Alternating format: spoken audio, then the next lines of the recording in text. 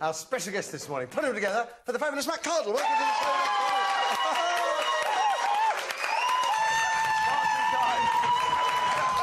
It feels good. You're thinner than the Matt Cardle I met last time, aren't you? No sausage for you. Oh, no. I am a little bit. Thanks.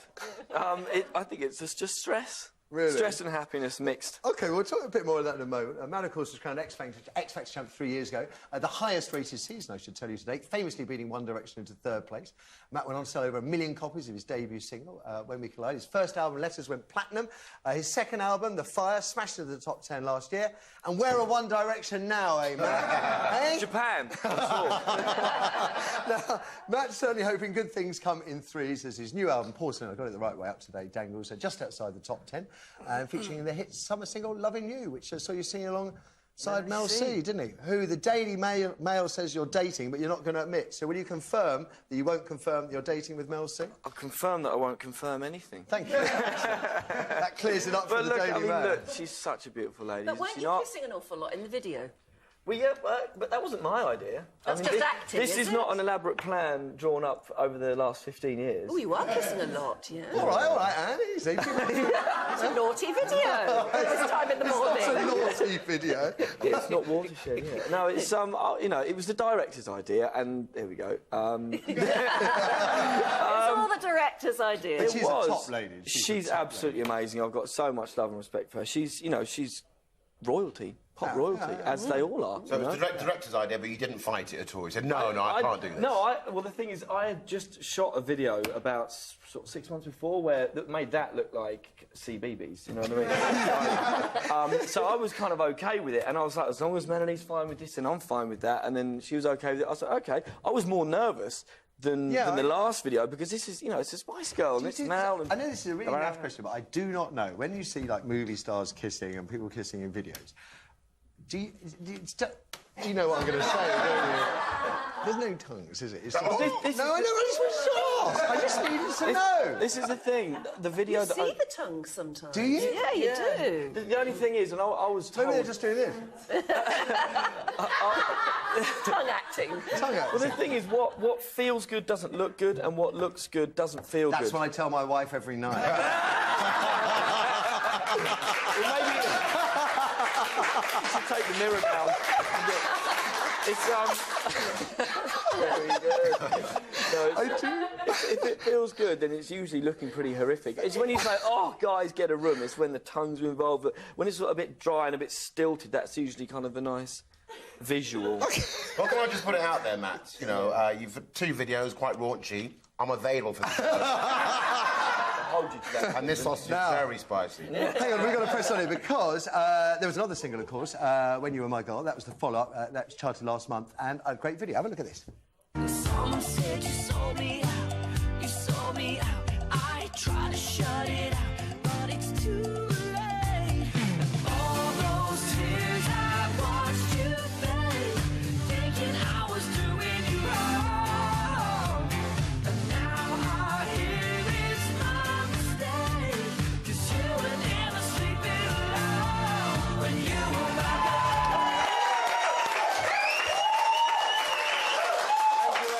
He said a little bit about stress. You work damn hard. I know you work damn hard. You've got a tour coming up in the spring. We're taking the album out on tour with the full band, as we did a couple of years ago. We're playing some dates. Well, we're playing 19, I think. Springtime. In springtime, April, and all the tickets are available online.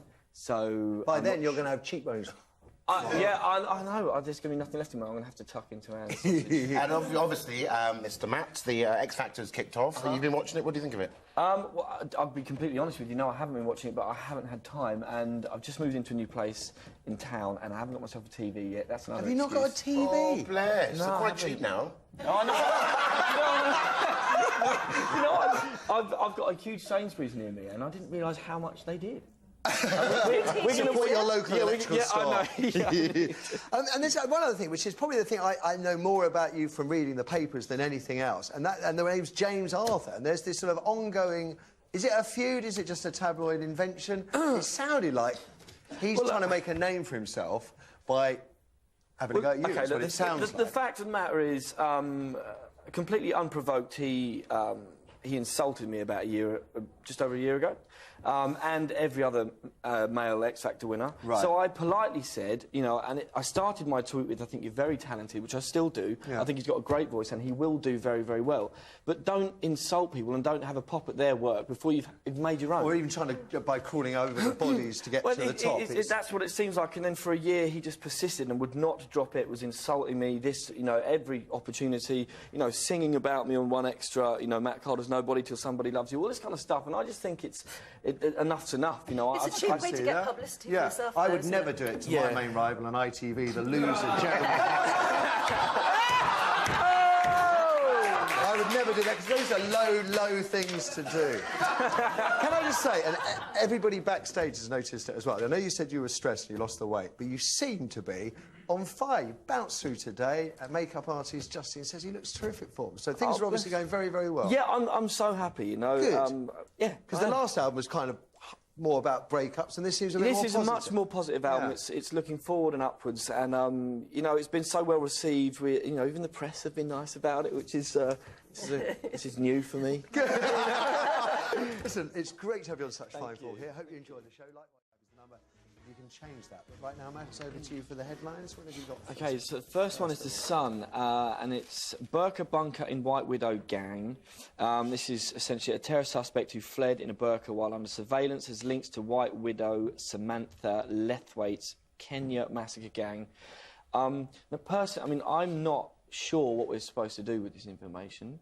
I'm going to stick my neck out and say that isn't this terrorism? That's the sparking of fear is essentially what terrorism is. Now, we have the separate issues of the attacks and things like that, but I'm not sure what we're supposed to do. So we live in a climate of fear created by the terrorists. Yeah, exactly. And this story taps into it's only further kind of cementing that fear, I feel. I agree. We shouldn't lose sight of the fact that the chap who's on the run, of course, has been convicted of no crime in this country. And we have this peculiar grey area now in the post-9/11 world where people who are viewed as being involved in terror in some shape or form can be held. But yeah, he's still on the run. And at the point Anne asked yesterday about what about his tag, seems to be at the centre of all of this, because he arrived in court one thing with his tag and seemed to leave without it, dressed in a burqa, straight after attending a mosque in Acton. Yes, it's something like the day before he was found not guilty of tampering with his tag. And then the next day he walks out in a burqa. I think we'll just leave that one hanging in the air, I think. It's a mystery. It is. It's a mystery. But I think you're absolutely right, Matt. I think the climate of terror is kind of all-pervasive at the moment. Anything else? The Metro, this is the avatar of this young girl, I think she was supposed to be 10, who's been sent into online forums to lure paedophiles and capture them. So she doesn't actually exist. That's an image created by people. Okay. And I rate this because, I mean, I spent a lot of time in the States and I watched a programme called, it's on Dateline NBC, To Catch a Predator. I've seen that, which is this, basically, it's dramatised, it's more kind of that car crash TV type stuff. It still does a very similar thing, but this is doing it without... It's a form of entrapment, isn't it? it? Exactly. This is using a non-existent person. Yeah, I think it's a bit easier on the, you know... Yeah, I'd say it's an absolutely fascinating story. I had no idea this kind of stuff went on. But it's a very lifelike picture. They've done 1,000 people snared, which is... yeah, that's great. Great work.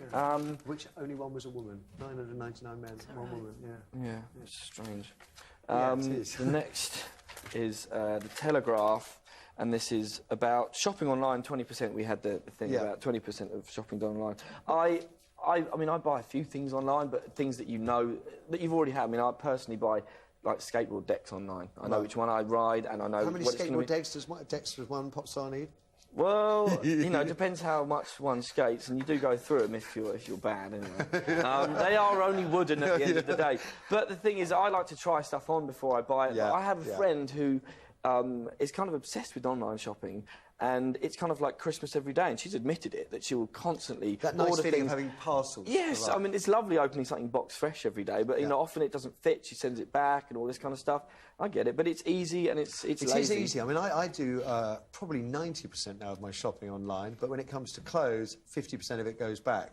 and it does. You kind of think this is a pointless pursuit. Yeah. And when you I have to could be just wander down organised to the to send shops it to do back straight away as well, not let it fester in a corner. Of course, yeah. And then you end up with something. I've never ever shopped online for anything. Nothing, not auction once. sites? No, I prefer to go in a shop and touch the Nothing stuff. on auction sites? No, Wow. not at all. And what percentage do you do? Probably about half About online. half. Okay. But I'm not organised about sending it back. No, I know. And I've got a wardrobe full of things that I forgot to send back.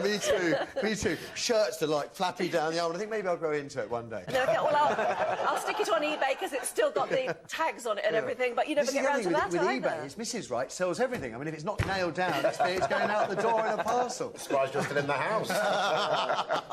Go on then, one last one from you, please. This is the Independent. This is the Commonwealth Games in Glasgow has sold out. Is that right? Okay, which well is done just then. a kind of congratulations. Yeah. And it's nice to see, you know, it's that post-Olympics fever, I think, still... I think there was I had reservations. Screechy's very, very keen on all these athletics meetings. And I said, don't you think just maybe the Olympics has probably burnt us all out of it? It's going to take a few years. And she said, oh, no, it'll sell. And it was quite a quiet launch, but, you know, people are into it, you're right. Yeah, no, it's great that people are getting involved. Yeah, and that's next summer. Yeah. Nicely done, Matt. Go on then, Anne. Right now, I'm trying to find out if it is cool to dress like your parents, because Matt here, if you believe The Guardian, is the poster boy for this cutting-edge style. I'm guessing these are hard... And where are we today? With young hipsters like Matt dressing like his dad, apparently. There is Matt with his dad, David and Jennifer. Is it David and That's Jennifer? right, yeah. And mind you, spare a thought, all I can say for artist Grace and Perry's daughter Flo, because she has a lot to live up to, I say. Yeah.